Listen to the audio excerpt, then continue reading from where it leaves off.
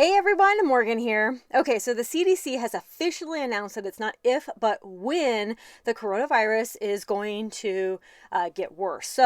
I've been hearing a lot of cases of the coronavirus actually getting better in China. It's not better, but it's kind of slowing down a little bit, but it's amping up everywhere else. Okay, and that's because it's making its way, right? It's spreading. And I think if people became germaphobes, okay, then that we could kind of slow the progression of this. Basically, what we want to be doing right now is starting to prepare for a pandemic. I've done a video on this. I've done lots of videos on this.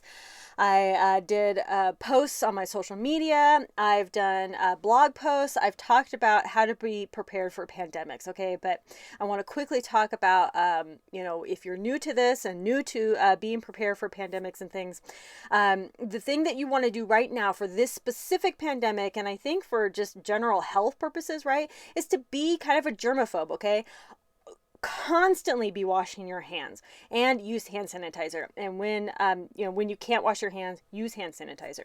Now, as soon as you can get to somewhere to wash your hands, wash your hands. Now, hand sanitizer may not be the best option, but if it is the only option you have, it's better than nothing, okay? And so use the hand sanitizer until you can get to somewhere to where you can wash your hands, okay? And wash your hands obsessively, okay? All the time. Wash your kids' hands all the time. Wash your hands. Be a germaphobe.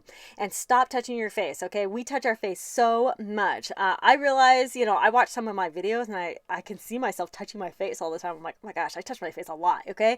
We all touch our face a lot. Stop touching your face, okay? Try to encourage your kids to stop touching their face. I know it's really, really hard, but then we really have to be on top of them, with hand sanitizer and washing their hands and really making sure that they are remaining safe because, they touch everything, right? If your kids really like gloves, maybe you can make it a game and put some gloves on them and be like, oh, we're gonna walk around with these gloves on, right? So that may be one way to help prevent kids, by making it kind of a fun little game with gloves, right? My kids my kids like my 11-month-old knows anything about gloves. My 3-year-old, kid broke, she just loves gloves. So we try to encourage her to wear gloves as often as possible and then just take them off, and we either dispose of the disposable ones or we wash her regular mittens or whatever. And it's cold enough right now, so it's great. So make sure to just be a germaphobe. And just be prepared with the basic stuff, your food, your water. And you have to ask yourself, how long could you realistically stay indoors with your family? And what I'm talking about with, how long could you realistically stay indoors? It's not just food and water. It's entertainment. It's, how long could you be away from work? How long could you financially support yourself? Because, it's the financially supporting yourself and your family because maybe you're missing work or, you can't do certain things anymore, because when in a pandemic situation, you really want to keep yourself indoors away from people at all costs. And if you can't quit your job, then, you may want to, I'm laughing about this, but you may want to consider, it's not a joke. You may seriously want to consider like a full hazmat suit, goggles, masks, gloves, everything, if it is a true pandemic situation. But really the best thing to do is stay indoors. And how long could you realistically survive and thrive by staying indoors, or at least, staying around your general property, staying away from people and crowds, right? And it's not just the food and water. It's how could you financially support yourself? Because even in a pandemic situation, people are still going to come for those bills, right?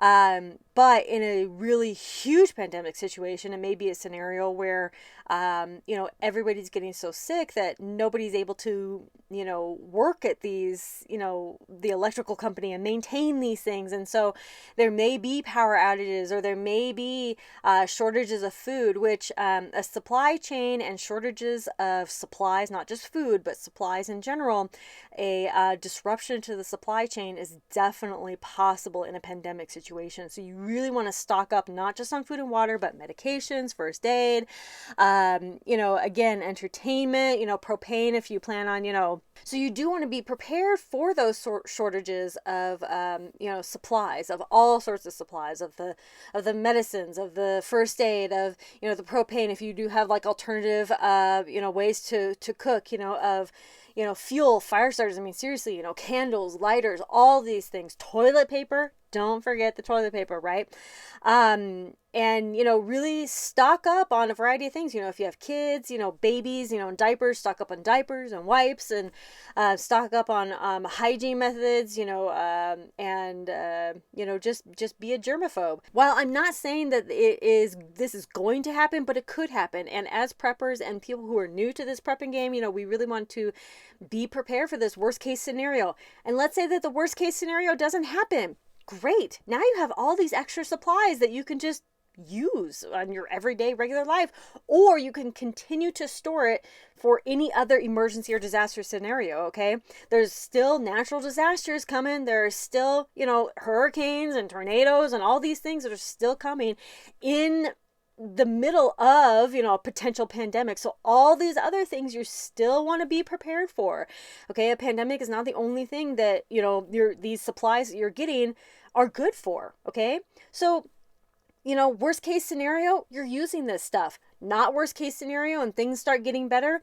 Great, now you have all these supplies for another emergency or disaster scenario. So prepping is 100% worth it. It's a financial investment into you and your self-reliance and your ability to take care of you and your family. And again, be a germaphobe. Thank you all so much for watching Conquer Tomorrow by Preparing Today. Stay safe, stay healthy, don't panic, just be prepared. Talk to y'all later. Bye.